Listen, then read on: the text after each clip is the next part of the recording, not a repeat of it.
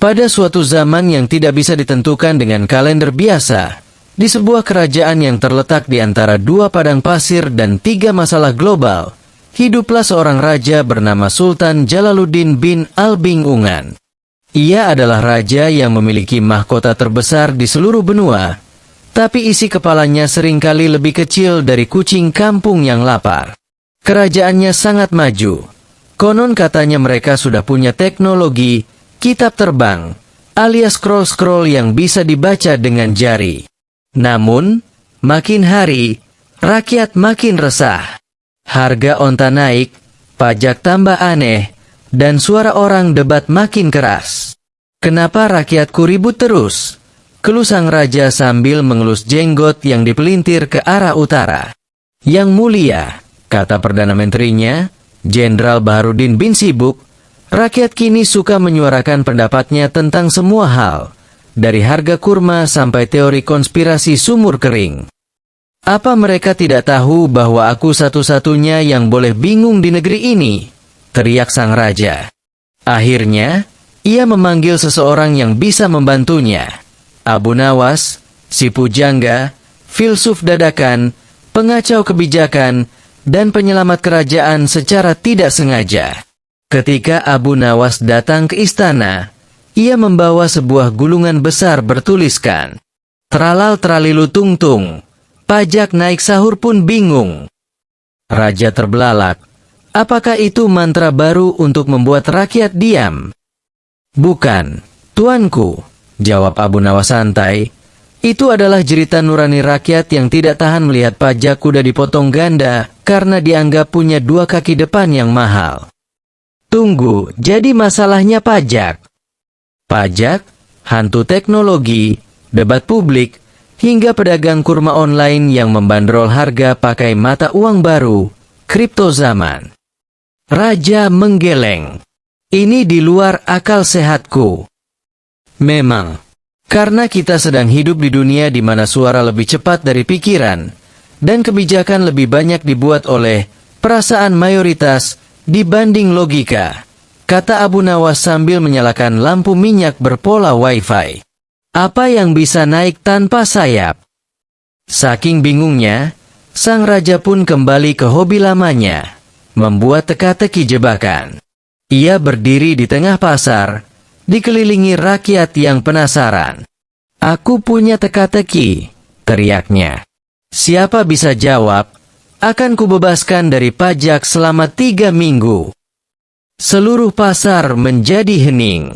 Lalu sang raja berkata, "Apa yang bisa naik tanpa sayap, tapi bikin semua orang bertengkar saat turun?" Rakyat saling menatap. Pedagang daging menjawab, "Hidangan gulai." Raja menggeleng. Seorang ibu berkata, "Nilai tukar dinar." Raja tersenyum miring. "Hampir." Lalu datanglah Abu Nawas, membawa secangkir kopi pasir dan berkata, "Jawabannya adalah harga hidup." Raja terdiam. "Hah? Ya, harga hidup naik tiap hari. Sewa, harapan, gengsi, teknologi. Tapi saat standar hidup turun, semua bertengkar. Salahkan pemerintah, salahkan rakyat, salahkan juru masak." Rakyat tertawa. Sang raja malah berkeringat. Raja mengajak Abu Nawas duduk di taman istana, dikelilingi angin yang menulis puisi di debu. "Aku butuh sistem baru untuk mengatur kerajaan," kata raja, "yang bisa membuat rakyat bahagia meskipun mereka tak mengerti mengapa mereka bahagia." Abu Nawas pun memperkenalkan teori barunya, ekonomi nafsu. "Tuanku, bayangkan semua orang di kerajaan memiliki 2 kantong. Satu untuk kebutuhan, satu lagi untuk keinginan. Masalahnya, kita terlalu sering pajaki kantong kebutuhan dan memberi diskon di kantong keinginan." Raja mengangguk-angguk, walau belum paham. "Contoh, kita pajaki gandum, air, dan pendidikan. Tapi kita beri potongan harga untuk sandal emas dan kursi gaming yang bergetar saat doa." Raja tertawa sambil menangis. Lalu, apa solusimu? Kembalikan logika pajak ke tempatnya. Untuk mengatur, bukan memperumit. Dan buat undang-undang sederhana. Barang siapa memperumit hidup rakyat dengan logika yang membingungkan, akan disuruh berdialog dengan hantu penasihat kerajaan. Malam itu, Abu Nawas duduk di perpustakaan istana, ditemani secangkir teh pahit dan satu peta tua bertuliskan, kebijakan abadi yang tak pernah diterapkan. Tiba-tiba, terdengar suara lirih. Aku penasihat yang telah lama mati, tapi pikiranku masih menghantui kebijakan ini. Abu Nawas mengedipkan mata 3 kali, lalu menjawab santai, "Wahai hantu penasihat, jika engkau masih bisa berbicara, setidaknya jangan bergentayangan sambil membawa papan data ekonomi." Hantu itu melayang. Ia mengenakan jubah statistik dan topi teori. Kerajaan ini rusak karena logika yang kabur dan aturan yang ditulis dengan tinta kepentingan. Abu Nawas tertawa kecil. Lalu, kenapa engkau gentayangan dan tidak bereinkarnasi jadi influencer filsafat saja? Sebab dunia sekarang tidak percaya pada ilmu yang tidak viral. Wah, berarti engkau sudah mati 2 kali. Pertama karena usia, kedua karena dilupakan. Hantu itu mengerang. Tapi sebelum ia menghilang, ia menyampaikan satu pesan. Waspadalah terhadap kebijakan yang terlalu panjang untuk dipahami, namun terlalu pendek untuk dipertanggungjawabkan. Keesokan harinya, Raja mengeluarkan dekrit baru. Karena terlalu banyak perdebatan di sumur umum, mulai hari ini setiap keran air harus disensor. Rakyat pun heboh. Di tiap keran, ditempelkan pengawas bicara. Siapapun yang bersuara keras saat mengambil air akan dikenai denda, mengganggu ketenangan negara.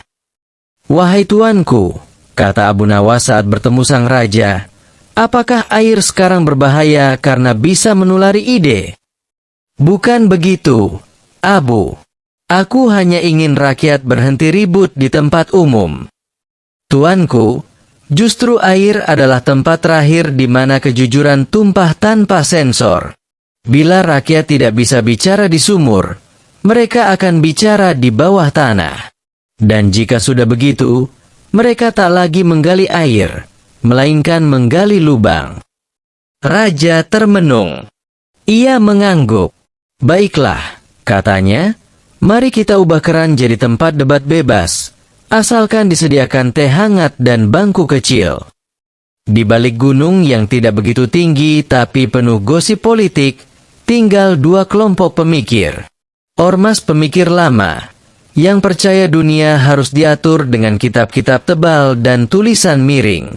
Komunitas meme cerdas, yang hanya menggunakan kalimat pendek, gambar lucu, dan humor sebagai alat perubahan. Suatu hari, keduanya bertemu di taman kerajaan untuk adu argumen. Ormas pemikir lama berkata, "Kami punya nas-nas kuno yang otoritatif."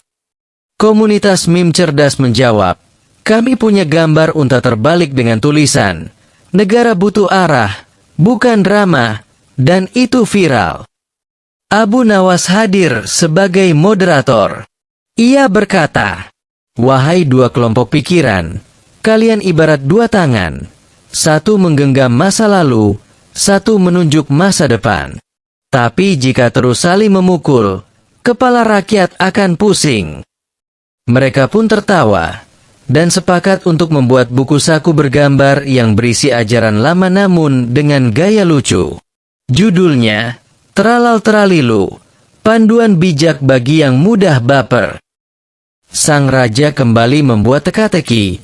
Kali ini disiarkan ke seluruh negeri lewat dinding bergema. Apa yang tidak bisa dilihat, tidak bisa disentuh, tapi mengatur segalanya. Rakyat panik. Ada yang menjawab, uang digital. Ada yang menjawab, akun palsu dengan banyak pengaruh. Namun, Abu Nawas menjawab sambil mengunyah kurma. Itu adalah narasi. Raja ternganga. Narasi, tuanku, adalah kisah yang membentuk dunia. Ia tak terlihat, tapi menuntun pedang, pena, bahkan perasaan rakyat. Siapa yang menguasai narasi, ia bisa mengatur dunia tanpa harus duduk di singgasana. Raja terdiam. Ia lalu berdiri dan berseru.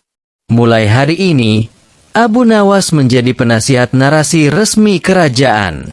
Gajinya, 1 gentong madu dan bebas pajak kuda selama hidup. Abu Nawas membungkuk. Terima kasih, tuanku. Tapi bolehkah saya juga memungut sedikit narasi dari pasar? Sekedar memperkaya kosakata. Suatu hari datanglah utusan dari 4 kerajaan tetangga yang merasa terancam oleh popularitas Abu Nawas. Yang mulia Sultan Jalaluddin, kata utusan dari kerajaan peta digital, kami mencurigai Abu Nawas sebagai agen narasi bebas yang dapat mengguncang stabilitas regional. Utusan dari kerajaan influencer pun menimpali.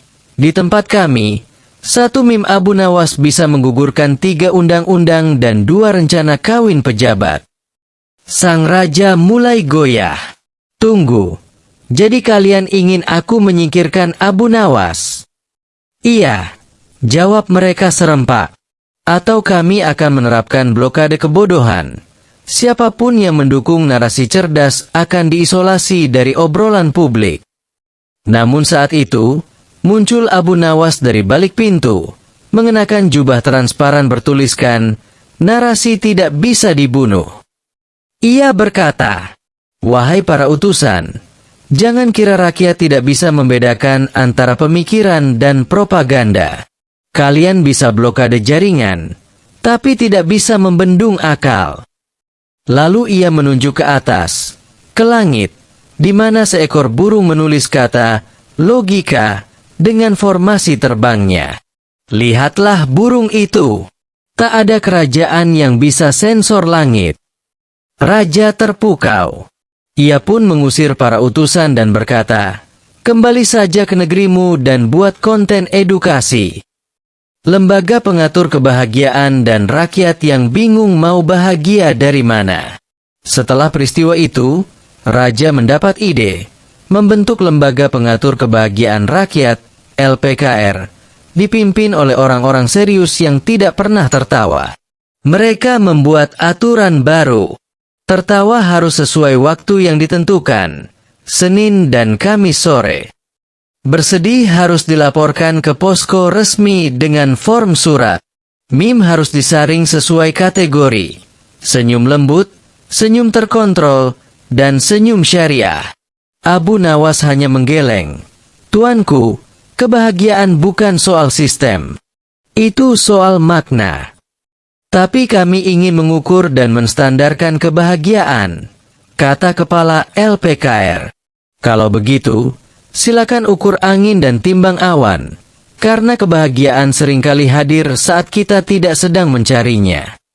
Jadi kau menentang lembaga ini? Tidak. Saya hanya memberi saran. Ubah nama lembaga jadi tempat bercanda nasional, dan izinkan rakyat menertawakan hidup mereka sendiri. Itu lebih sehat. Raja menyetujui, dan LPKR diubah menjadi TBN. Tertawa boleh nasional. Di tiap sudut kota, disediakan kursi ketawa, dan setiap hari Jumat, ada lomba stand-up unta. Suatu malam, seekor burung merpati datang ke jendela kamar Abu Nawas. Di kakinya tergantung gulungan tua bertuliskan, dari tahun 2050 untukmu, Abu Nawas. Isinya, kami dari masa depan. Dunia kini penuh data, tapi kehilangan arah. Banyak tahu, tapi kurang arif. Tolong terus sebarkan kisahmu, karena humor adalah antivirus terakhir untuk kebodohan sistemik. Abu Nawas tersenyum. Ternyata di masa depan, orang masih butuh dongeng dan tawa. Ia lalu menulis balasan. Untuk kalian di masa depan, jangan terlalu serius. Dunia ini hanya panggung boneka yang kadang benangnya kusut. Tapi asal kalian masih bisa tertawa, kalian masih hidup. Lalu ia melipat surat itu, menaruhnya dalam gulungan kayu, dan melemparnya ke sungai pemikiran, tempat segala ide mengalir tanpa henti. Unta bernama Fakta, dan teka-teki terakhir. Beberapa tahun berlalu, Abu Nawas makin terkenal. Ia kini ditemani seekor unta pintar bernama Fakta, yang bisa mengenali kebohongan dari bau mulut seseorang. Suatu hari, sang raja memanggil Abu Nawas untuk satu teka-teki terakhir sebelum ia pensiun. Apa yang terus dicari oleh orang berkuasa, tapi sering membuat mereka kehilangan kuasa. Abu Nawas menatap mata sang raja, lalu menjawab, "Itu adalah kendali." Raja tersenyum pahit. "Kau benar, Abu. Aku memaksakan kendali demi ketertiban, tapi malah kehilangan makna dan hubungan dengan rakyatku. Karena kekuasaan sejati bukan soal mengendalikan, tapi memfasilitasi." Raja melepaskan mahkotanya dan menyerahkannya kepada seekor anak kecil. "Aku ingin memerintah seperti anak ini, penuh keingintahuan dan tawa." Rakyat pun berkumpul, dan pada malam itu, kerajaan menyelenggarakan pesta besar bertajuk Festival Ketawa Serius, di mana semua warga wajib menertawakan masalah mereka sebelum menyelesaikannya keesokan harinya. Warisan Abu Nawas. Abu Nawas tidak meninggalkan harta, tidak pula kekuasaan. Yang ia tinggalkan adalah kumpulan kisah, tawa, dan teka-teki yang tersebar ke seluruh negeri dan masa depan. Konon, siapapun yang membaca kisahnya akan merasa aneh, antara ingin tertawa, merenung, atau berdiskusi panjang. Dan jika kau temui seseorang duduk termenung sambil berkata, "Teralau teralilu tung tung sahur," maka yakinlah, ia sedang mengingat Abu Nawas. Setelah Abu Nawas menghilang tanpa pamit dari kerajaan, hanya meninggalkan catatan kecil di kamar perpustakaannya bertuliskan, "Jika dunia terlalu serius, gantilah kacamata. Mungkin itu bukan dunia, tapi keningmu yang terlalu berkerut." Tak seorang pun tahu kemana ia pergi. Sebagian berkata ia mengembara ke negeri utara, tempat musim gugur penuh filosofi. Sebagian lagi bersumpah melihatnya berdiskusi dengan monyet-monyet hutan tentang pajak pisang. Namun satu hal pasti, warisan Abu Nawas tidak pernah pergi. 3 tahun setelah kepergiannya, istana mengubah perpustakaan kerajaan menjadi sekolah narasi dan tertawa serius. Disinilah para guru mengajarkan cara menulis kebenaran dengan gaya lucu, teknik mengenali propaganda lewat aroma bumbu basi, pelajaran istimewa bernama logika versus emosi, duel abadi rakyat jelata. Salah satu pelajaran paling disukai adalah memahami dunia lewat humor. Kalau tidak bisa mengubah, setidaknya bisa menertawakan. Di sekolah ini, anak-anak belajar sejak dini bahwa menertawakan kebijakan bukan bentuk pengkhianatan, tapi bentuk kasih sayang terhadap negeri. Karena hanya orang yang peduli yang masih bisa tertawa. Pendongeng sistemik. Karena pengaruh Abu Nawas, profesi baru muncul di negeri-negeri, pendongeng sistemik. Mereka adalah pencerita keliling yang bisa mengupas kebijakan publik lewat cerita rakyat. Contoh kisah mereka: seekor kambing yang dipaksa ikut sistem tabungan, tapi saldonya dipakai membangun kandang elit. Seorang nelayan yang tiap malam mimpi dicekal karena mengkritik angin laut. Bayi yang lahir langsung disambut surat utang negara dan brosur investasi. Pendongeng ini berkeliling pasar, masjid, dan taman, membawa ilustrasi kocak, namun menyimpan sindiran tajam. Kalimat pembuka favorit mereka: "Wahai para pendengar, kisah ini fiksi. Tapi bila terasa nyata, yaitu bukan salah kami.